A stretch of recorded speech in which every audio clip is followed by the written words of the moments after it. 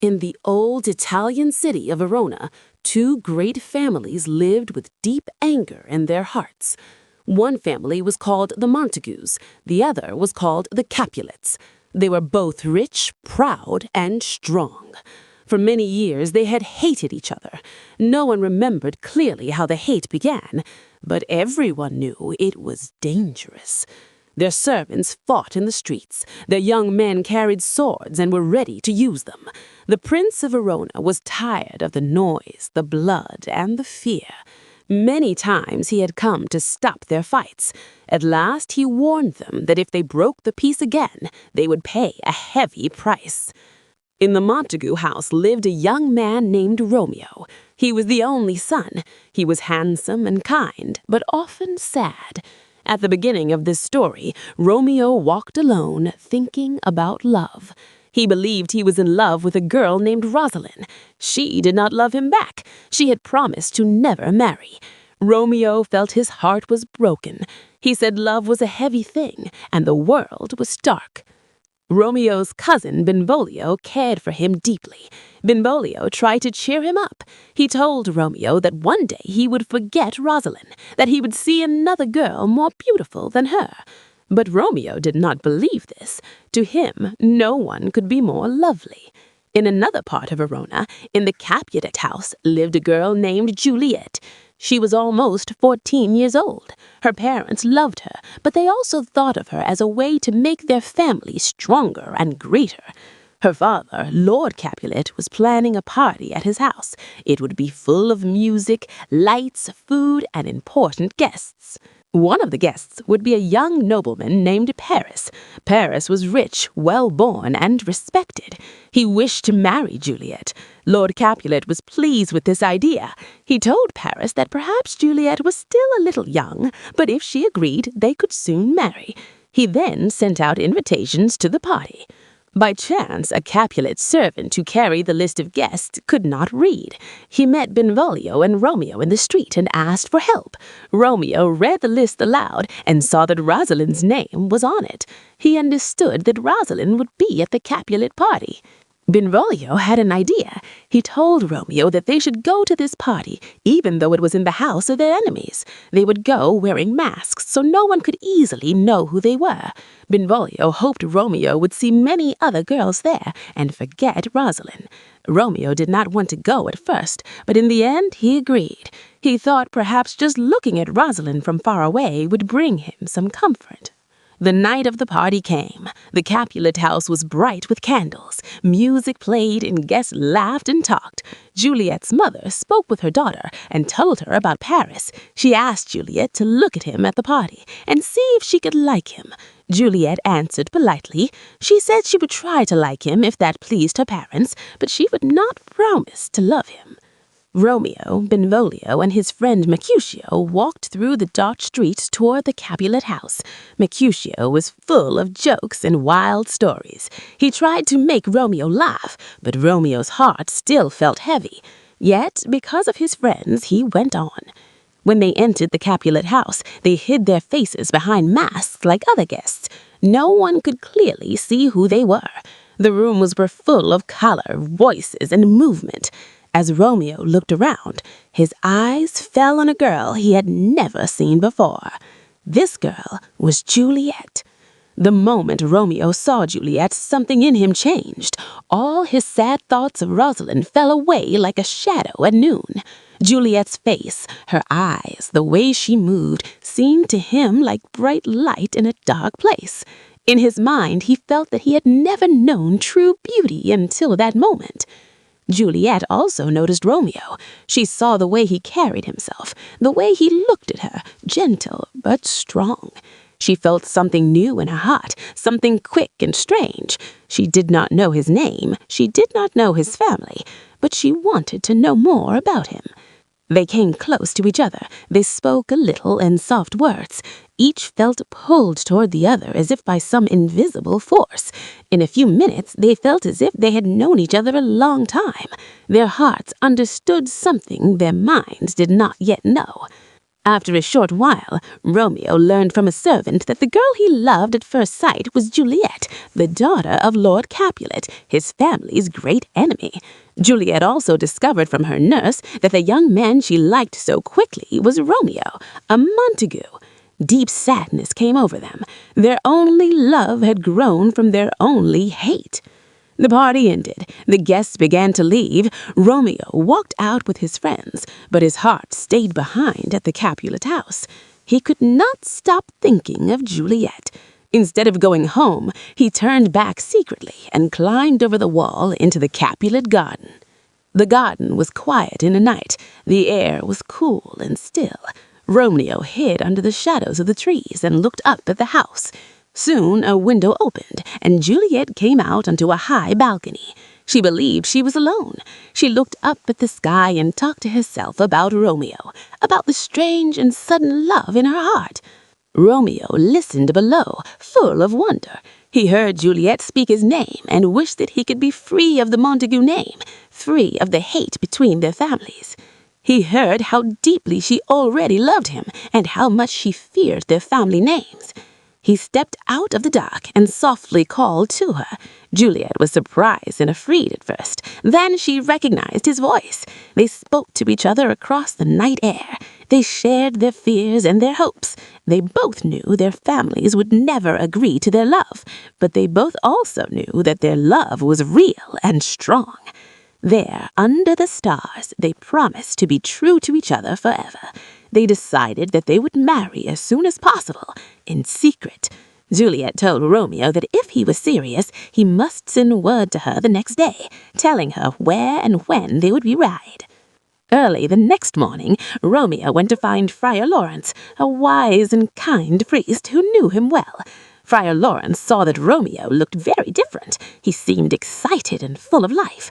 Romeo told the friar that he had forgotten Rosalind and now loved Juliet, and that Juliet loved him too.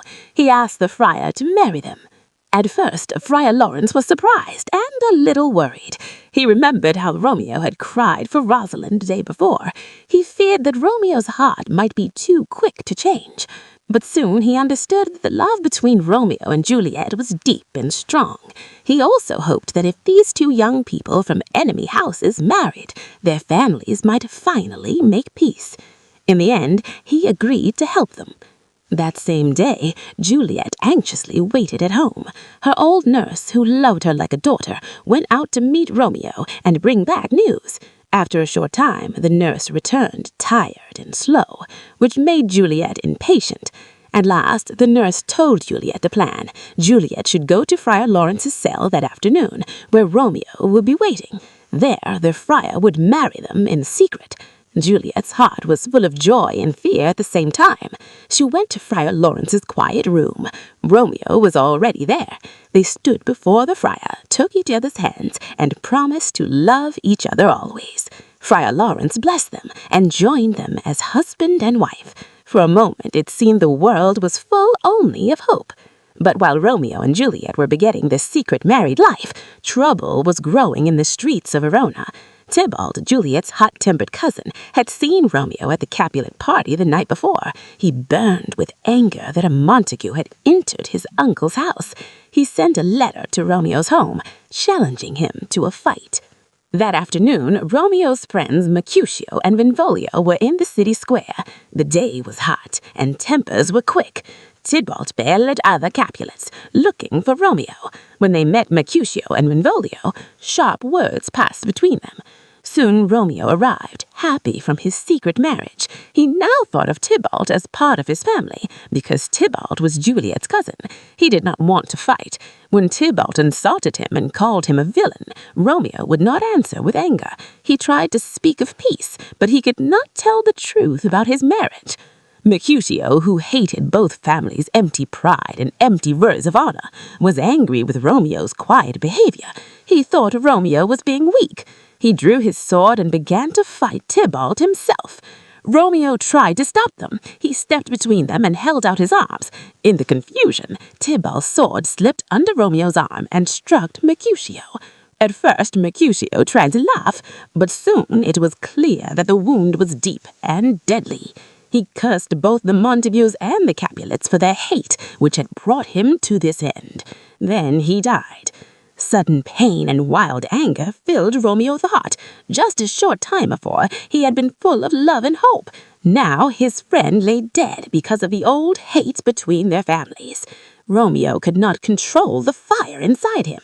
He went after Tybalt. They fought, and Romeo killed him. People in the square began to shout and run. Benvolio told Romeo to flee, and Romeo, shocked at what he had done, left the scene quickly. Soon the Prince of Verona arrived. He heard from Benvolio what had happened. Tybalt has killed Mercutio. Then Romeo had killed Tybalt. The prince was angry and sad. Too much blood had already been spilt between these families. He decided not to kill Romeo, partly because Tybalt had first killed Mercutio. Instead, he gave another punishment. Romeo was banished from Verona. If he was ever found in the city again, he would be killed. News of Tybalt's death and Romeo's banishment spread quickly. In the Capulet house, Juliet first heard only that her cousin Tybalt was dead and that Romeo had killed him. Her heart was torn between love for her husband and grief for her cousin. But when she understood that the prince had spared Romeo's life and only sent him away, she was thankful he still lived. Her greatest pain came from knowing that he must leave her. Romeo, hiding in Friar Lawrence's cell, also believed his life was ruined. He said banishment was a worse punishment than death because it tore him away from Juliet. Friar Lawrence tried to calm him and to make him see that as long as he was alive, there was still hope. The friar planned one last happy night for the young couple before Romeo must leave for Mantua, a city far from Verona. He sent word to Juliet through the nurse that Romeo would come to her room secretly that night. In the dark, Romeo climbed again into the Capulet garden and reached Juliet's window. They were together as husband and wife for the first and last full time. They shared their joy and their sorrow, knowing that when morning came, they would have to part. As dawn approached, light began to touch the sky. A bird sang outside. Juliet wished to believe it was the night bird, the nightingale, so that Romeo could stay longer. Romeo said it was the morning bird, the lark, and that he must leave soon or be caught and killed. For a few more moments, they held each other, pretending time could stop. But time did not stop. At last, Romeo climbed down from the window and disappeared into the weakening darkness, promising that he would send for her from Mantua. Soon after Romeo left, Juliet's mother came to her room. She believed her daughter was only crying for Tybalt. Juliet tried to hide her true pain. Lady Capulet then told Juliet what her father had decided. In a few days, Juliet would marry Paris. This news struck Juliet like a heavy blow. She was already married to Romeo. She could not explain this to her parents. When Lord Capulet came and saw Juliet refusing to marry Paris, he grew angry. He believed his daughter was ungrateful and stubborn. He told her that if she did not obey and marry Paris, she would be thrown out of the house and left to live or die alone. Juliet's mother did not help her. Only the nurse tried to comfort her, but even the nurse finally said that perhaps Juliet should marry Paris, since Romeo was banished. Feeling alone and betrayed, Juliet went to Friar Lawrence. She told him she would rather die than marry Paris and be untrue to Romeo. Friar Lawrence knew that the situation was very dangerous now. He had to find a way to save Juliet from a second marriage and also try to bring Romeo back safely. After thinking for a while, Friar Lawrence gave Juliet a risky plan. He took out a small bottle with a special liquid. He told Juliet to drink it the night before the wedding to Paris. The liquid would make her body cold and still. Her heart would beat very slowly. Her skin would lose its color. To others, she would appear dead. This deep sleep would last for about 2 days. After that, she would wake up as before. The friar said that when the Capulet family believed Juliet was dead, they would place her in the family tomb. Meanwhile, he would send a letter to Romeo and Mantua explaining everything. Romeo would come secretly to the tomb, and when Juliet woke up, they would go away together, far from Verona, and begin a new life. Juliet listened with great fear and great hope. The plan was her only way out. She took the bottle and returned home. There, she found that the wedding day had been moved even closer by her father, who was eager to see the marriage done. That night, alone in her room, Juliet looked at the small bottle in her hand. She thought of many terrible possibilities. She feared that the liquid might be real poison that would kill her. She feared that she might wake up too early in the cold tomb, alone among the dead, and lose her mind in the dark. She imagined the faces of her ancestors' bones, the weight of the closed tomb, the small air, the silence. But then she thought of Romeo, of the life they had promised each other. She thought of the forced marriage to Paris and of losing her honor and her love. With shaking hands and a brave heart, she drank the liquid and lay down on her bed. In the morning, the house was filled with busy sounds as servants prepared for the wedding. Music, food, decorations. Juliet's nurse went to wake her young lady bride. She called her name, shook her, and found no answer, no warm touch, no living sign. The nurse cried out in horror. Soon the whole house rang with cries of grief. Instead of wedding songs, there were tears and sad music. Lord and Lady Capulet believed their only child was dead. Their joy turned into heavy sorrow. As the Capulets prepared Juliet's body for the tomb, Friar Lawrence carried out the other part of his plan. He wrote a careful letter to Romeo and Mantua, telling her that Juliet was not really dead and explaining when and where to meet her. He sent this letter with another holy man, Friar John, and told him it must reach Romeo as quickly as possible. But sometimes the world does not follow human plans. On the road, Friar John was stopped by officials who feared that he might be carrying sickness from one house to another. Because of rules about disease, he was kept in a building and not allowed to travel freely for a while. By the time he was released, he had not been able to deliver the letter to Romeo. He returned to Friar Lawrence with the letter still in his hands. While this was happening, Romeo was in Mantua, waiting for news. He went through his days thinking of Juliet and the life they would build when he could return. Then one day, his servant and friend Balthazar arrived from Verona. Balthazar had not heard of Friar Lawrence's secret plan. He had only seen Juliet's body carried to the Capulet tomb. He told Romeo that Juliet was dead. These simple words destroyed Romeo's world. He could not imagine that such a bright life, such a strong love had ended so quickly. His mind could hardly believe, but his heart felt only dark certainty. He did not know about the sleeping liquid. He thought only that death had taken his wife. Romeo decided that if Juliet was dead, he would not live without her. He chose to follow her in death. Quietly, he went to find a poor apothecary, a man who sold medicines and herbs. He saw how thin and hungry the man looked. He knew that this man might be willing to break the law for money. He asked him for a strong poison, powerful enough to kill quickly. The apothecary, afraid of the law, hesitated, but at last, tempted by Romeo's gold and pushed by his own hunger, he agreed and sold Romeo the poison. Romeo took it, held it tightly, and set out at once for Verona.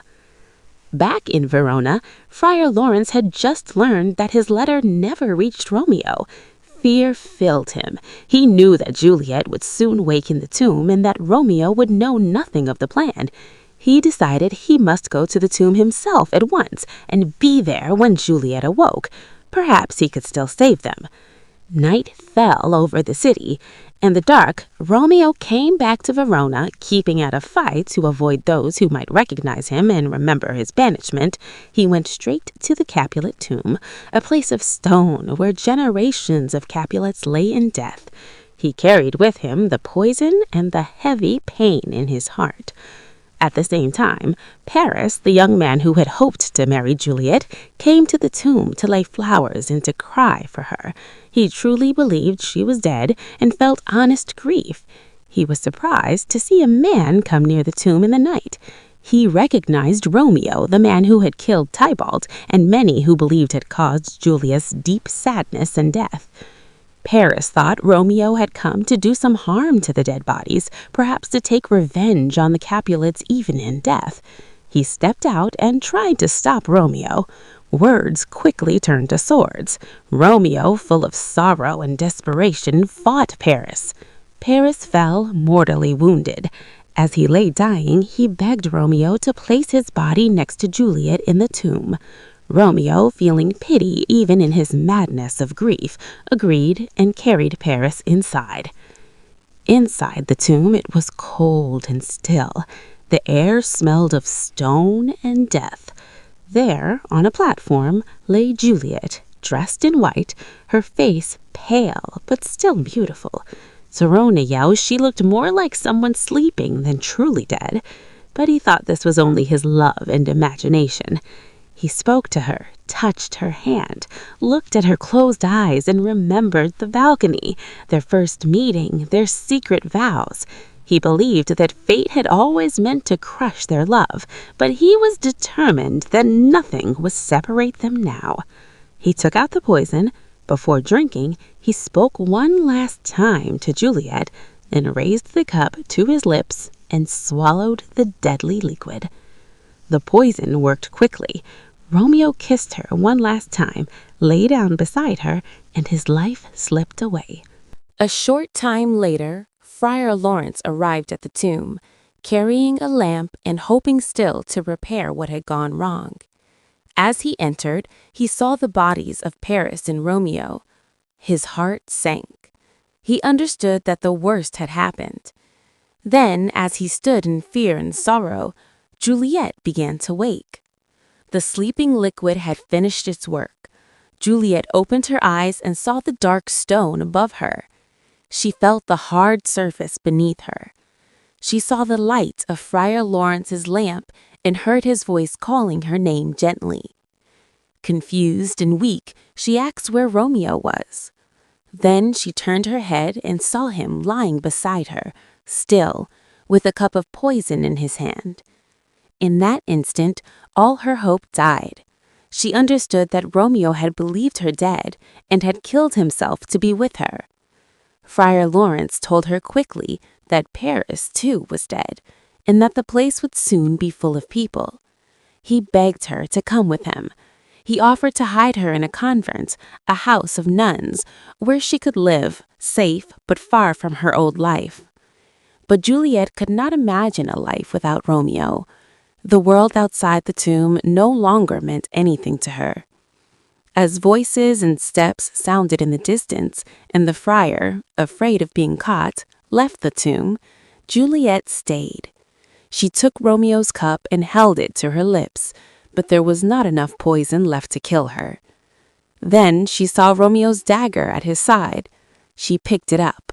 She pressed it to her heart, and with a final word for Romeo, drove it into herself.